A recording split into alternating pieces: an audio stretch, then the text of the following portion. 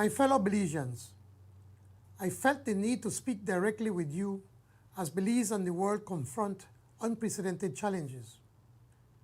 In government, as in your own household, there are some things that are beyond our control. Global conflicts, inflation, instability and variations to the international order are examples of grave issues that arise outside of direct control. Like you, I'm deeply concerned by the recent developments in the Middle East. This week marks 2 months since the latest Middle East conflict commenced. Today, there is no end in sight, and we're not sure when normalcy will return. Cabinet and I have been constantly reviewing the many areas where Belize, as a small, open economy, is vulnerable to the direct and indirect consequences of these hostilities, as well as to other global and regional developments. As we all know, Belize is vulnerable to these shocks. Chief among them is our access to fuel and the price we pay for it. Most concerning is our vulnerability to inflation, where the money we earn buys less of what we need. Even the IMF have said that Belize imports our inflation. In other words, certain price increases are imposed upon us, and all we can do is to manage our response in a way that is achievable and affordable.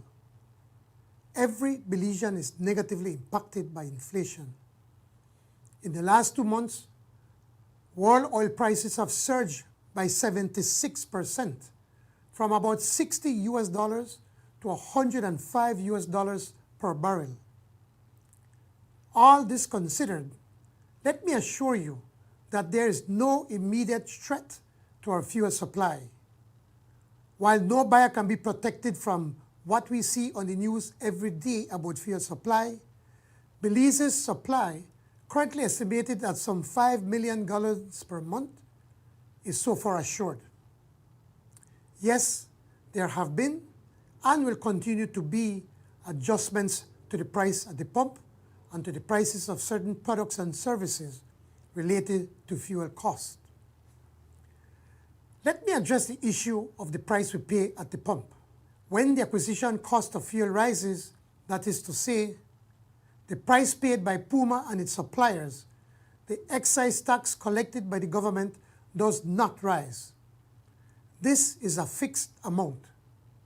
And this amount, the excise tax collected, has been significantly reduced by the government since the start of this crisis.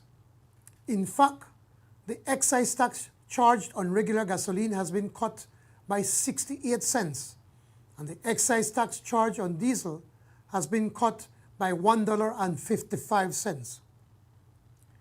These two tax reductions amount to $4.7 million per month, or a projected $60 million for this budget year.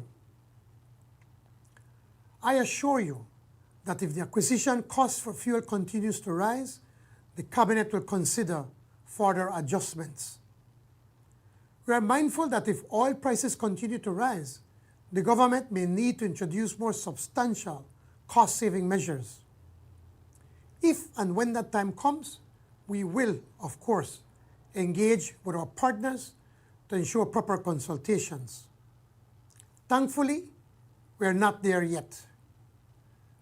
With respect to the wider economy, the good news is that so far, the effects of the conflict have not materially dampened employment and investment flows. The forecast for calendar year 2026 remains positive, with all of government's focus and resources directed to protecting our industries at home and abroad. Fortunately, to date, the tourists continue to come, and all airlines and routes to Belize remain strong. Thankfully, our agricultural sector and other areas like the BPO business are robust and insulated from the current chaos. With regard to domestic transportation and the recent issues with our bus operators concerning bus fares, the Cabinet determined that pricing for routes operated by the nascent National Bus Company will remain at current rates. For private bus operators who demanded rate increases, the government has approved a generous subsidy that specifically covers the incremental fuel cost. Over the next 3 months, government will provide a $3 per gallon fuel subsidy to all private bus operators. This measure is intended to prevent any major increases in bus fares for commuters who travel within or outside their districts during this period. And I propose to go even further to tighten our belts.